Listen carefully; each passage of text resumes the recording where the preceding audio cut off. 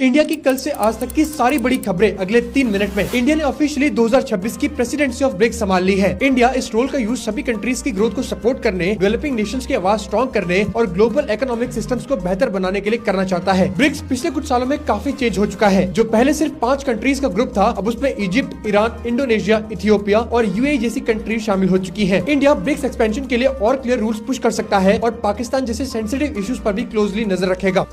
इंदौर में गंदे पानी से 15 लोगों की मौत के बाद सरकार ने सख्त एक्शन लिया है। मध्य प्रदेश के सीएम ने इंदौर के एडिशनल कमिश्नर को तुरंत पोस्ट से हटाया और वाटर डिस्ट्रीब्यूशन डिपार्टमेंट के सुपरिटेंडिंग इंजीनियर से भी जिम्मेदारी छीनी। पिछले 3 दिन में गंदे पानी से 2000 से ज्यादा लोग बीमार पड़े हैं। लैब टेस्ट से ये क्लियर हुआ कि गंदे पानी की वजह से उल्टियां और डायरिया फैला और रिपोर्ट्स ने इंदौर के वाटर सप्लाई सिस्टम को लाइफ थ्रेटनिंग बताया है।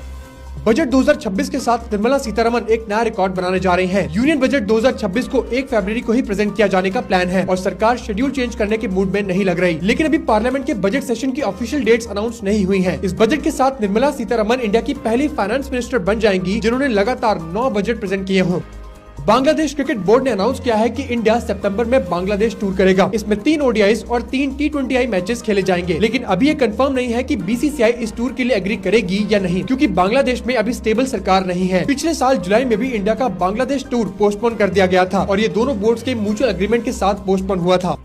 शाहरुख खान को बहुत ज्यादा बैकलैश झेलना पड़ रहा है मुस्तफिजुर रहमान को खरीदने के बाद। केकेआर ने बांग्लादेश के फास्ट बॉलर मुस्तफिजुर रहमान को 9.2 करोड़ रुपीस में खरीदा, जिसके बाद बड़ी पॉलिटिकल और रिलीजियस कंट्रोवर्सी शुरू हो गई है। लोग इस फैसले को बांग्लादेश में हिंदूज और माइनॉरिटीज पर हो रही वायलेंस से जोड़ रहे हैं। केकेआर के को ओनर शाहरुख खान है, इसलिए उन पर भी सीधा प्रेशर आ रहा है।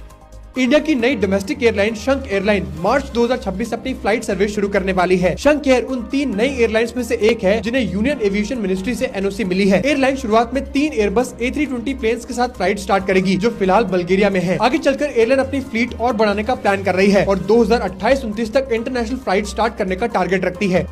तरुण गर्ग Hyundai मोटर्स इंडिया के मैनेजिंग डायरेक्टर और सीईओ बन गए हैं। ये Hyundai मोटर्स इंडिया के 29 साल के इतिहास में पहली बार है जब कोई इंडियन नेशनल इस कंपनी को लीड कर रहा है। तरुण गर्ग ने उनसु किम की जगह ली है, जो अब Hyundai मोटर कंपनी के साथ साउथ कोरिया हेडक्वार्टर्स में वापस जा रहे हैं। इससे पहले तरुण गर्ग HMIL के सीईओ थे, जहां इन्होंने 2024 में इंडिया का लार्जेस्ट IPO भी सक्सेसफुली कंप्लीट किया था।